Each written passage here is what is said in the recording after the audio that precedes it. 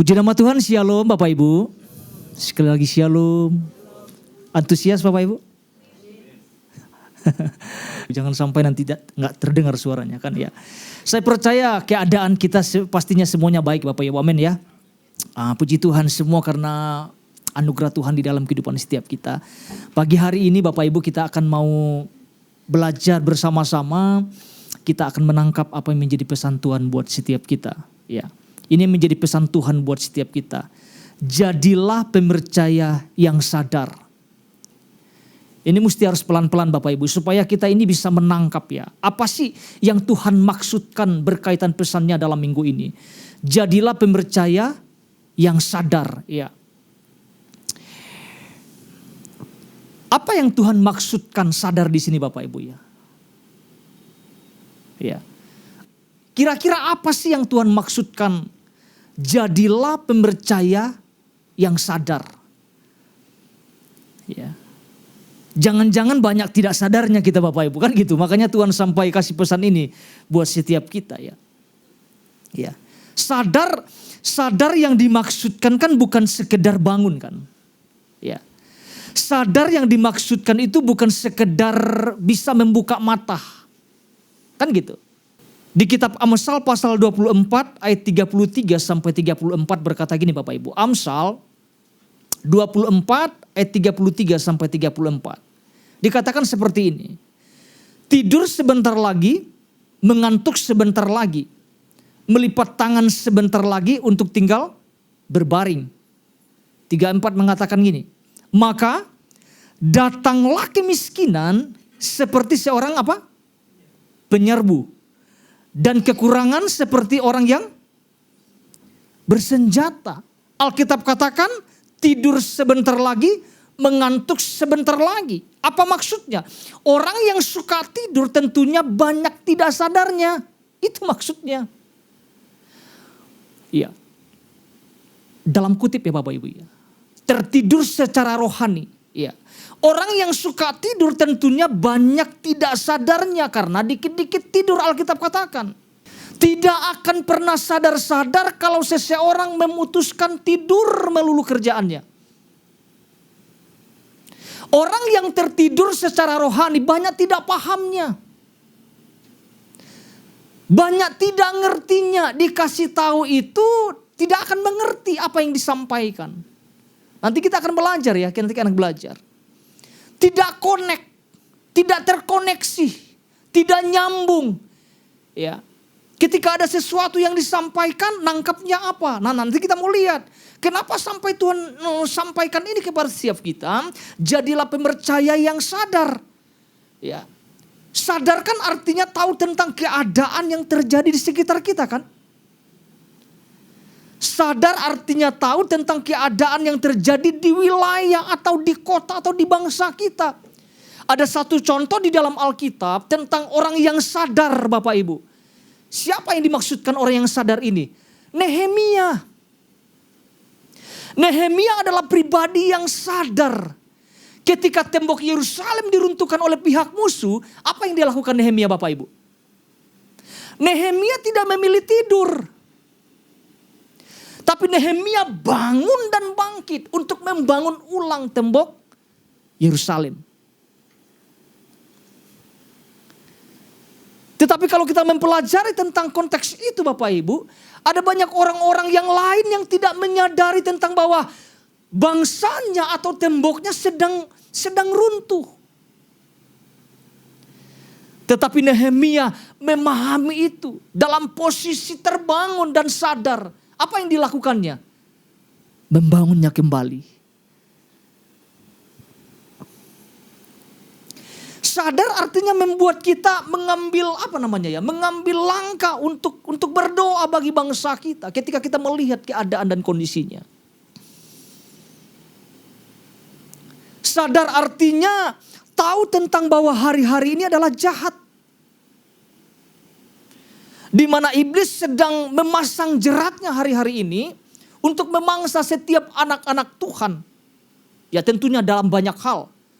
Ya salah satu contohnya dalam pernikahan anak-anak Tuhan. Itu banyak sekali terjadi ketidaksesuaian. Adanya keruntuhan yang terjadi dalam pergaulan dan sebagainya. Iblis sedang menebarkan jerat. Bagaimana setiap kehidupan orang-orang percaya bisa hancur, itu tujuannya. Nah, kalau orang percaya tidak sadar hari-hari ini, nah itulah. Akan terjerat, akan jadi mangsa. Ya. Sadar artinya selanjutnya Bapak Ibu, tahu bahwa hari-hari ini semakin tidak menentu. Ya. Dunia sedang menuju kehancuran. Dunia sedang mengalami kegelapan yang sangat gelap. Ya. Pak Ishak sudah sampaikan tentang moral yang terjadi atas bangsa, atas kota kita, atas bangsa-bangsa yang terjadi. Ya. Gawat narkoba di bangsa kita. Ya. Saya percaya bukan hanya segelintir orang yang tahu tentang keadaan ini. Tetapi hanya sedikit orang yang sadar untuk mengambil waktu berdoa bagi bangsa dan kotanya. Ya. Gawat apalagi LGBT.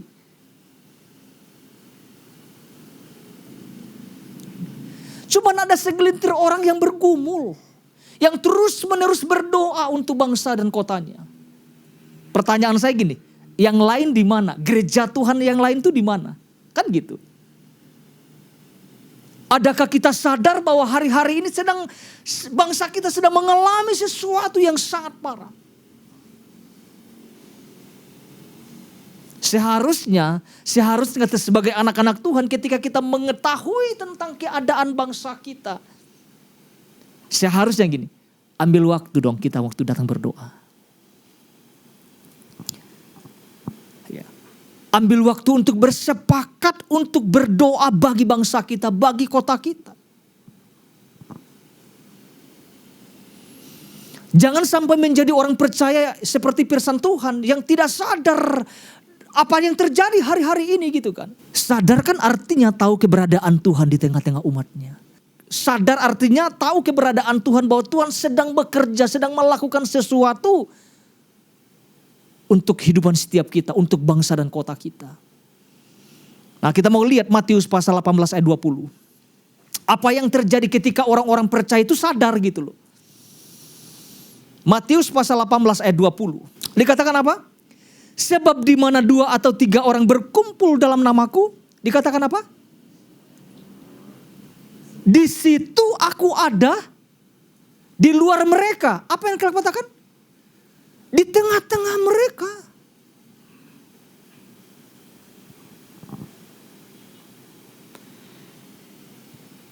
Jelas mengatakan sebab di mana dua atau 3 orang berkumpul dalam namaku, di situ aku ada di tengah-tengah mereka. Ya. Inilah yang dimaksud bahwa banyak orang percaya yang tidak sadar akan kehadiran Tuhan. Bagaimana kalau lebih dari 3 orang? Dahsyat kan tentunya kan. Nah, kita mundur ayat 18-19 Bapak Ibu ya. Supaya kita mengerti, supaya kita sadar ternyata ada Tuhan di tengah-tengah kita. Apalagi waktu orang-orang percaya bersepakat bergandengan tangan, wow. Sesuatu yang dahsyat pasti terjadi karena ada Tuhan di tengah-tengah umatnya. Ayat 18 ayat 19 mengatakan, aku berkata kepadamu sesungguhnya apa yang kamu ikat di dunia ini, wow. Akan apa? Akan terikat di mana? Di sorga. Dan apa yang kamu lepaskan di dunia ini akan terlepas di sorga. Ayat 19 mengatakan gini. Dan lagi aku berkata kepadamu, jika 2 orang daripadamu di dunia ini sepakat meminta apapun juga, ini Alkitab tidak akan pernah salah sulit. Permintaan mereka itu apa? Akan dikabulkan oleh Bapakku yang di sorga. Saya percaya waktu kita umat-umat Tuhan berdoa, dan Tuhan hadir di tengah-tengah kita, maka segala sesuatu yang dahsyat akan terjadi. Atas siapa? Atas umat-umat Tuhan, atas gereja Tuhan, atas kota kita, atas wilayah, atas keluarga kita, atas pekerjaan kita, atas pelayanan kita, atas apapun ketika Tuhan hadir. Namun lagi-lagi gini, ada banyak orang percaya yang tidak sadar-sadar. Jangan sampai kita termasuk di dalamnya Bapak Ibu ya. Jangan sampai. Nah kita mau lihat apa yang menjadi dasar pesan Tuhannya. Nah ini kita mau baru masuk Bapak Ibu ya. Lukas pasal 24 ayat 18. Nah ini dasar pesannya yang Tuhan kasih buat setiap kita dalam minggu ini. Dikatakan gini, seorang dari mereka namanya Kleopas menjawab Tuhan ya. Adakah engkau satu-satunya orang asing di Yerusalem yang tidak tahu apa yang terjadi di situ pada hari-hari belakangan ini?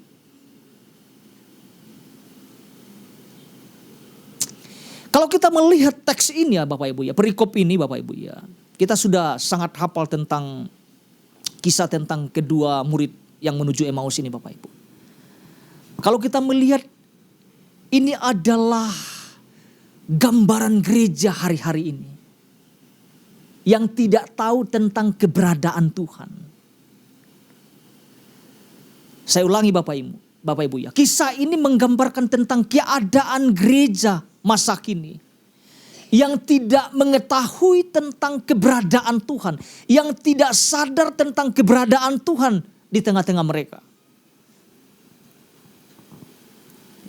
Kalau kita melihat ada keputusasaan, ada kebingungan yang terjadi, ada kekhawatiran, ada ketakutan yang melanda kedua murid ini. Sehingga dalam percakapan mereka mempercakapkan tentang sesuatu yang terjadi. Ya, sebelumnya gini, Tuhan sudah bicara sebelumnya kepada mereka. Ya, mereka mempertanyakan, lewat percakapan itu mereka mempertanyakan segala sesuatu yang terjadi.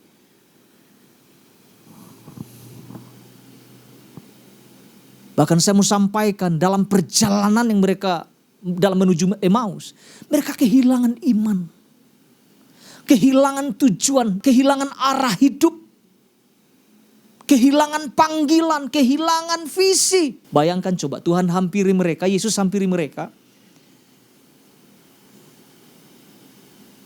Bayangkan mereka tidak sadar bahwa yang sedang berbicara di depan mereka bersama-sama dengan mereka itu adalah guru mereka sendiri. Ya. Mungkin contohnya gini, saya jalan sama rekan pelayanan ini sama-sama setiap hari ketemu, ya kan. Tiba-tiba berpisah begitu saja. Ketemu lagi 3 hari aja batasnya.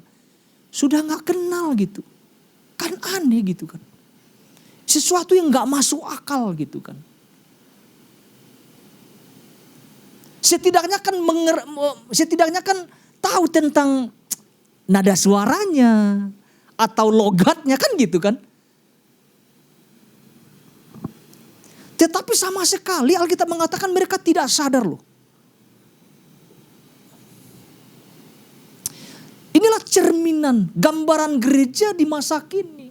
Makanya Tuhan ingatkan, jadilah pempercaya yang sadar. Pak Ishak sudah menjabarkan tentang hal ini kepada setiap kita.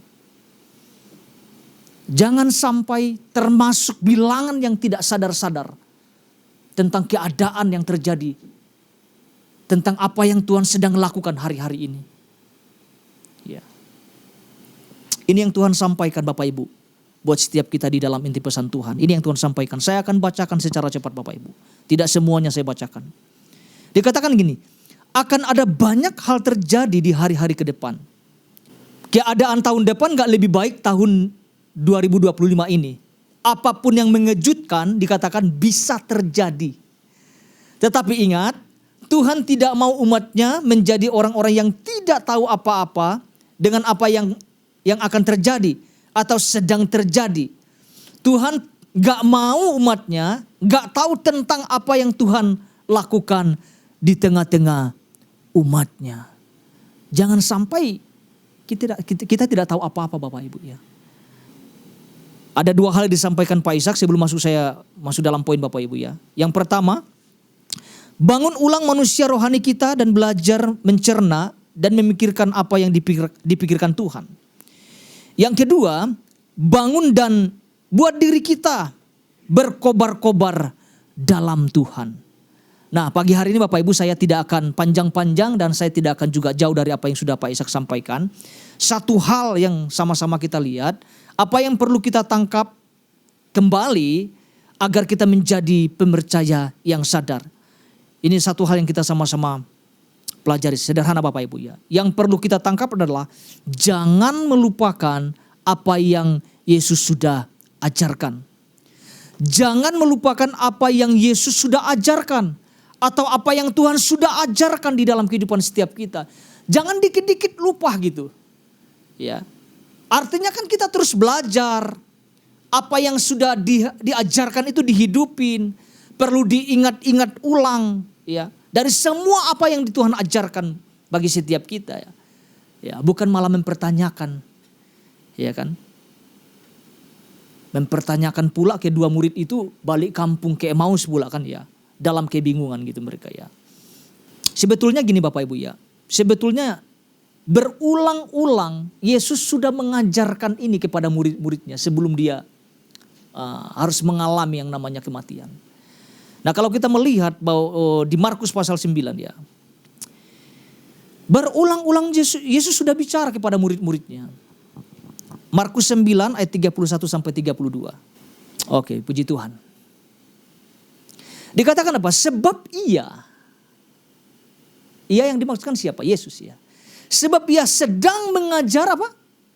Murid-muridnya. Ia berkata kepada mereka, anak manusia akan diserahkan ke dalam tangan manusia. Dan mereka akan membunuh dia. Dan 3 hari sesudah ia dibunuh, ia akan apa? Ia akan bangkit. Mengajar artinya apa? Memberitahukan. Memberitahukan tentang hal-hal yang akan terjadi nanti ke depan. Ayat 32. Dikatakan gini, mereka tidak mengerti. Nah ini kita mau belajar Bapak Ibu. Dikatakan apa? Mereka tidak mengerti apa? Perkataan itu, namun segan. Nah itu masalahnya tuh itu. Kenapa sampai murid-murid tuh gak sadar, termasuk kedua murid ini. Gini masalahnya, mereka tidak mengerti. Makanya perlu belajar kan. Ayat 32 mengatakan mereka tidak mengerti perkataan itu. Perkataan apa? Perkataan yang di atas. Anak manusia akan diserahkan dalam tangan manusia. Ya, akan dibunuh, akan mati. Ya, nanti akan bangkit pada hari ketiga. Nggak ngerti-ngerti juga gitu. Yang saya takutkan adalah gereja Tuhan masa kini juga nggak ngerti-ngerti gitu. Apa tanda-tanda kedatangan Tuhan Yesus kedua kali Bapak Ibu? Apakah dunia ini semakin baik? Alkitab mengatakan bahwa dunia akan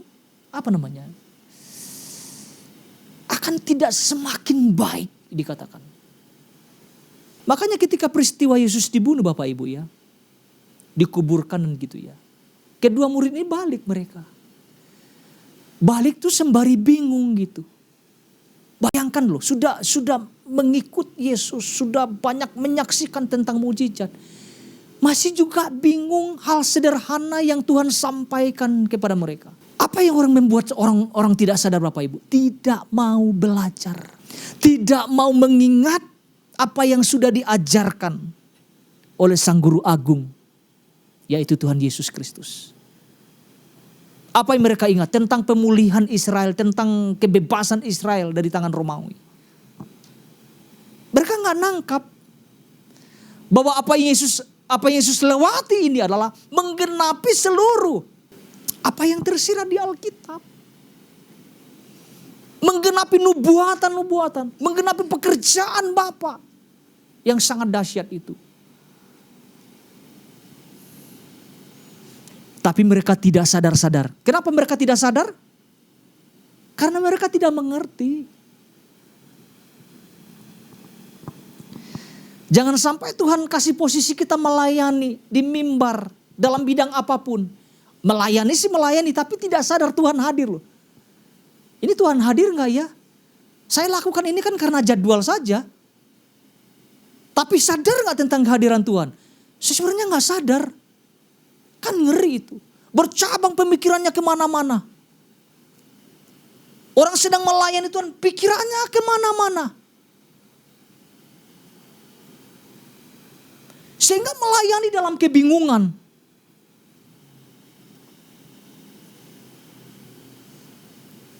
Banyak gak terjadi di dalam kehidupan orang-orang percaya? Oh, sedang melayani Tuhan tetapi tidak sadar tentang kehadiran Tuhan. Akhirnya kita gak sinkron gitu sama Tuhan gitu. Gak terkonek. Akhirnya buyar. Setelah keluar gereja makin bingung. Karena memang gak jelas arahnya. Kedua murid di Emmaus ini kehilangan arah mereka. Kita akan melihat dua contoh Bapak Ibu secara cepat. Dua contoh ada bersama-sama dengan Yesus tetapi tidak sadar keberadaan Yesus gitu. Saya ulangi. Ada dua contoh di Alkitab. Bersama-sama dengan Yesus tetapi tidak sadar ada Yesus di tengah-tengah mereka. Yang pertama, kita lihat contoh yang pertama. Tentang Yesus memberi makan 5.000 orang. Kita tidak akan buka Alkitabnya Bapak Ibu ya.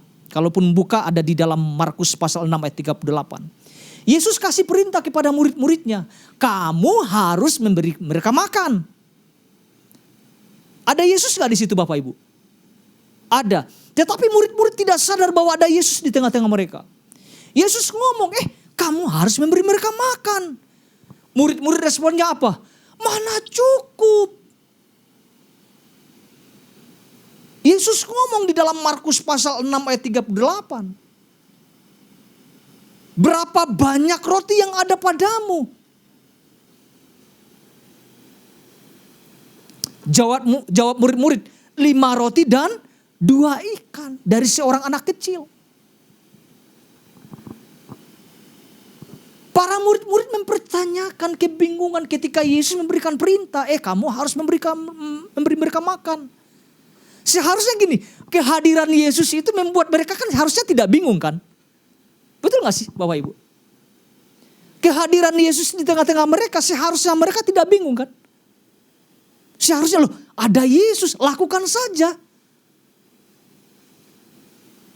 Seberapapun yang kita temukan, yang kita dapat, ya kita kasih kepada Yesus. Tetapi kita lihat percakapannya, gak akan cukup. Padahal gini, Yesus ada di tengah-tengah mereka gitu. Adakah yang mustahil bagi Yesus? Gak ada yang mustahil seharusnya. Tetapi kadang-kadang gitu Bapak Ibu ya. Kita memang berjalan bersama Yesus. Tetapi orang tidak sadar tentang keberadaannya. Contoh yang kedua.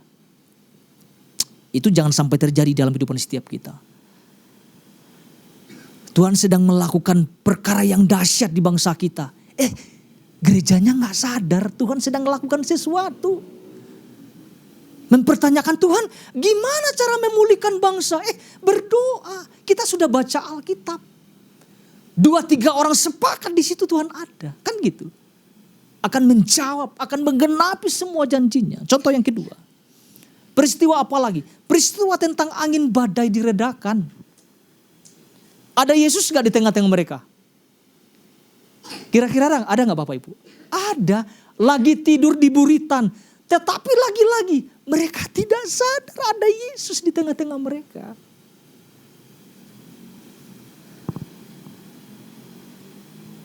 Bersama-sama dengan Yesus. Tetapi mereka tidak sadar bahwa ada Yesus di tengah-tengah mereka. Coba ketika badai menerpa ombak perahu mereka dengan ombak yang sangat besar. Badai yang sangat besar. Murid-murid membangunkan Yesus dengan bahasa yang sangat aneh gitu kan. Guru, kita binasa. Begitu panik. Begitu bingung. Begitu ketakutannya murid-murid. Padahal gini, Yesus ada di tengah-tengah mereka enggak? Ada. Kurang sadar saja.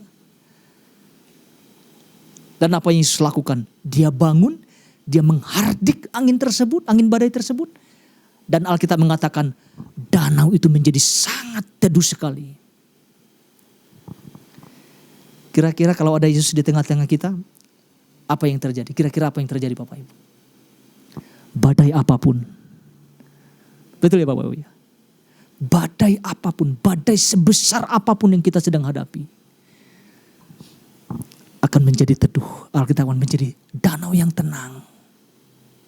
Masalahnya gini, banyak di antara orang-orang percaya tidak sadar tentang keberadaan Tuhan. Apapun pergumulan kita Bapak Ibu, apapun tantangan yang kita hadapi, apapun kesulitan yang kita hadapi hari-hari ini, Tuhan bilang gini, jadilah pempercaya yang sadar, kan betul ya? Artinya sadar ada Tuhan di tengah-tengah kita. Dia akan memampukan setiap kita. Dia akan memberikan kekuatan kepada setiap kita untuk menghadapi apapun yang sedang kita alami di dalam kehidupan setiap kita. Ada 3 hal yang kita miliki, yang harus kita miliki secara cepat Bapak Ibu ya. Supaya kita menjadi pribadi yang sadar ya. Yang pertama, 3 hal penting ini Bapak Ibu. Yang pertama, memiliki iman yang kuat dan tangguh. Ya, miliki iman yang kuat dan tangguh. Agar gini, agar setiap kita memiliki ketajaman dalam hal melihat tentang apa yang Tuhan sedang kerjakan ya. Ya. Yang pertama, miliki iman yang kuat dan tangguh ya.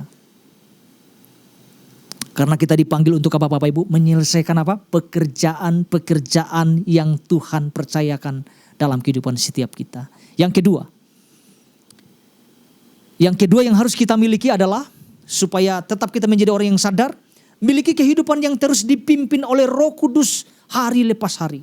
Ya, miliki kehidupan yang terus dipimpin oleh Roh Kudus hari lepas hari. Ya. Apa tujuannya? Supaya kita dalam keadaan tetap sadar. Ya.